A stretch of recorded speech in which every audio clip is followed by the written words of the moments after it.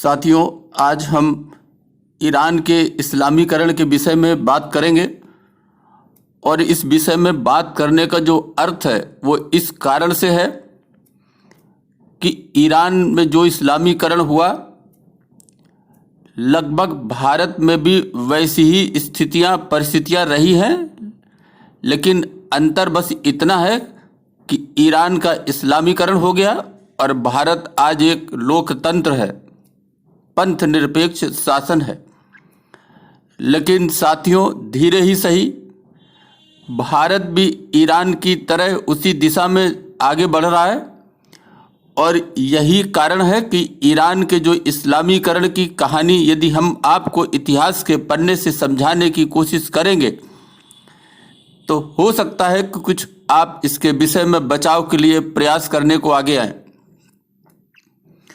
साथियों, आप इतिहास में देखें तो इस्लाम एक सत्ता हासिल करने का साधन मात्र था, जिसमें उम्मयद, अब्बासियों और ऑटोमन का नाम मुख्य है।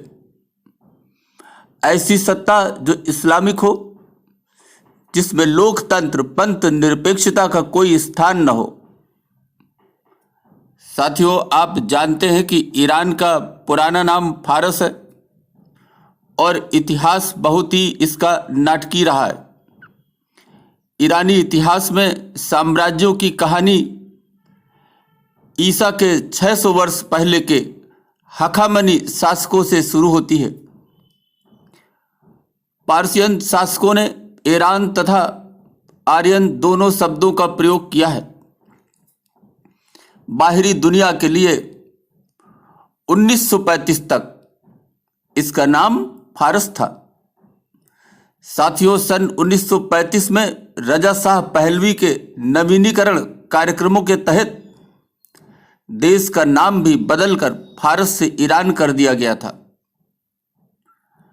साथियों, हम उस दौर की बात करते हैं कि एक समय अरब के लोग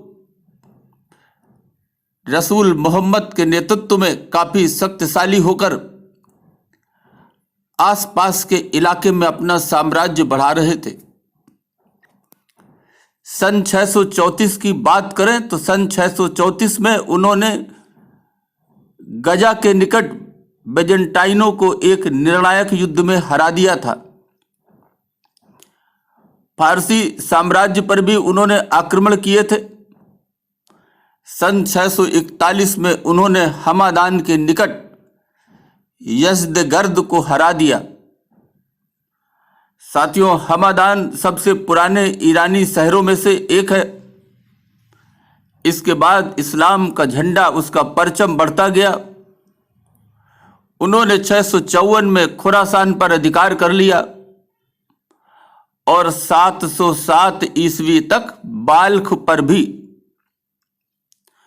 खुरासान कहे या खुरासान ईरान के उत्तर पूर्व का एक क्षेत्र है। अगर बल्ख की बात करें तो ये ऐतिहासिक रूप से बौद्ध धर्म, इस्लाम और जोरास्ट्रियनवाद का एक प्राचीन केंद्र था, जो खुरासान इलाके के ही प्रमुख शहरों में से एक था। साथियों, मोहम्मद साहब का इंतकाल अर्थात मृत्यु हो जाती है। उसके उपरांत उनके वारिस को खलीफा कहा जाता है, जो इस्लाम का प्रमुख माना जाता था। आपको मालूम होगा कि सन 661 में अली की हत्या कर दी गई। उसके बाद उम्मैदों का प्रभुत्व इस्लाम पर हो गया, उन्होंने इस्लाम पर कब्जा कर लिया। सन 680 में करबला में अली के दूसरे पुत्र, जिनका नाम हुसैन था, उम्मैदों के खिलाफ बगावत जब की, तब उनको एक युद्ध में मार गिराया गया। इस समय तक इस्लाम दो खेमों में बंट गया था। एक था उम्मैदों का खेमा और दूसरा था अली का खेमा। साथियों, जो उम्मैदों को इस्लाम के वास्तविक उत्तराधिकारी समझते थे वो सुन्नी कहलाए और जो अली को वास्तविक खलीफा अर्थात वारिस मानते थे उनको शिया कहा गया। अगर हम इसको ईरान से जोड़ें तो 749 से 50 के बीच जब उम्मैदों को हरा दिया गया और एक नया खलीफा घोषित किया, अबुल अब्बास। साथियों, यही वंश अब्बासी वंश जिसको अब्बासिद कहलाता है, और उन्होंने अपनी राजधानी बगदाद में स्थापित की। 7वीं सदी में कहते हैं ईरान में इस्लाम आया। इससे पहले ईरान में जरदोश्त के धर्म के अनुयायी पारसी रहते थे। कुछ लोगों ने इस्लाम कबूल करने से मना कर दिया तो उन्हें यातनाएं दी गई। इनमें से कुछ लोग भागकर भारत के गुजरात तट पर आ गए। ये आज भी भारत में रहते हैं और इन्हें पारसी कहा जाता है। साथियों, इसके बाद इस्लाम को फैलाने के लिए ईरान में सूफीवाद का जन्म हुआ, सूफियाना शुरू हुआ, और इसका विकास ईरान और संबंधित क्षेत्रों में 11वीं सदी के आसपास हुआ। अब्बासिद काल में ईरान की प्रमुख घटनाओं में से एक थी सूफी आंदोलन का विकास। साथियों, यद्यपि सूफी आंदोलन तो अरब और इराक के इलाके में जन्मा था, पर इस्लाम फैलाने के लिए संपूर्ण रूप से ईरान में ही उसे प्रफुल्लित किया गया, बढ़ाया गया। साथियों, सूफी वो लोग थे जो इस्लाम फैलाने में नरमपंथी का सहारा लेते थे। ये नरमपंथ लोग थे और सरल जीवन पसंद करते थे। रजा शाह ने आधुनिक काल की बात करें तो 1930 के दशक में इस्लामिक कट्टरता के स्थान पर ईरान का आधुनिकीकरण प्रारंभ करने की कोशिश की। उसने तुर्की के कमाल पाशा की तरह देश के कार्यों में धर्म का प्रभाव कम करने के प्रयास किए। कट्टर इस्लामियों को जेल या देश निकाला की सजा दी।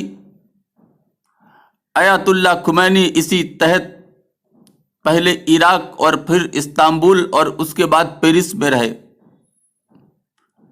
लेकिन साथियों, कहते हैं कि कट्टरवाद कभी समाप्त करने के लिए बहुत ही मेहनत करनी पड़ती है, और शायद ऐसा नहीं हो पाया, जिसके कारण 1979 में एक और कट्टरवाद का आंदोलन हुआ, जिस कारण कट्टर धार्मिक सत्ता की स्थापना हुई। इसके फलस्वरूप जो पहलवी वंश था, जो कट्टरवाद के खिलाफ था, उसका पतन हो गया और अयातुल्ला खुमैनी को सत्ता मिली। साथियों, इस इस्लामिकवाद को इस्लामिक क्रांति कहा गया। फारसी इनकलाब इस्लामी 1978-1979 में ईरान में विद्रोह करके, जिसके परिणाम स्वरूप 11 फरवरी 1979 को राजशाही का पतन हो गया और एक कट्टर शिया इस्लामी राज्य की स्थापना हुई। साथियों, 7वीं सदी से चालू इस्लामिक आंदोलन जो ईरान में हुआ, अंततः 1979 को मुकम्मल हुआ और ईरान नाम का एक शिया इस्लामिक देश दुनिया के नक्शे पर आया। इस तरह साथियों, ईरान को पूरी तरह इस्लामिक बनाने में मुस्लिमों को लगभग 1300 वर्ष लग गए। सूफीवाद एक धर्म परिवर्तन का जो कट्टरवाद है, जो गरम दल है, उन लोगों की सहायता के लिए नरम दल वालों का एक संगठन है। साथियों, भारत में भी ऐसा ही कुछ हुआ। लेकिन साथियों, भारत में आप आज देखें तो कुछ लोग सीना ठोक कर ये कहते हैं कि राष्ट्रीय गीत, राष्ट्रीय गान का ये सम्मान नहीं करेंगे, क्योंकि यह इनके दीन में नहीं है। राष्ट्रगान के समय ये सम्मान में खड़े होना तक पसंद नहीं करते। इतनी नफरत क्यों है?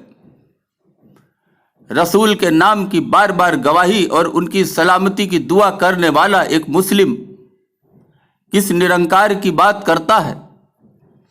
काबा की तरफ मुंह कर नमाज पढ़ना और हजरे अस्वद को बार बार चूमना कैसी निरंकारी इबादत है? साथियों, ये भारत में और कुछ नहीं बल्कि इस्लामिक परंपराओं को स्थापित करने की जिद करके अपना एजेंडा मजबूत करना है। राष्ट्रीय गीत, राष्ट्रीय गान का भी अपमान करने वालों के साथ क्या किया जाए, ये भारत की सरकारों और भारत की हिंदू जनता को एक बार अवश्य सोचना होगा। साथियों, आप खुली आंखों से देख रहे होंगे कि भारत समेत पूरी दुनिया में आबादी बढ़ाओ इस्लामिक मिशन जारी है, ताकि ईसाइयों को दूसरे नंबर पर ढकेलकर दुनिया की सबसे बड़ी आबादी बन सके। भारत में भी वही सब दोहराया जा रहा है और वही सब दोहराया गया है जो ईरान में हुआ। लेकिन पारसियों की तरह भारत का हिंदू भी सोता रहा है, क्योंकि यह भाईचारा और सूफियाना अंदाज को पसंद करता है। फिर साथियों, आप तैयार रहें, आज नहीं तो कल आने वाले समय में भारत से भागने को। इसलिए साथियों, हमारी गुजारिश है, हिंदू हो, मुसलमान हो, किसी भी पंथ का हो, किसी भी मजहब का हो, भारत के लोकतंत्र और भारत की पंथ निरपेक्षता का सम्मान करें। अपनी कुछ बातों से समझौता करें, इसे मजबूत करें, ताकि भारत में रहने वाले हर मजहब, हर धर्म, हर पंथ की रक्षा हो सके और भारत में अमन चैन कायम हो, लोकतंत्र पंथ निरपेक्षता की स्थापना हो। अभी के लिए बस इतना ही। धन्यवाद।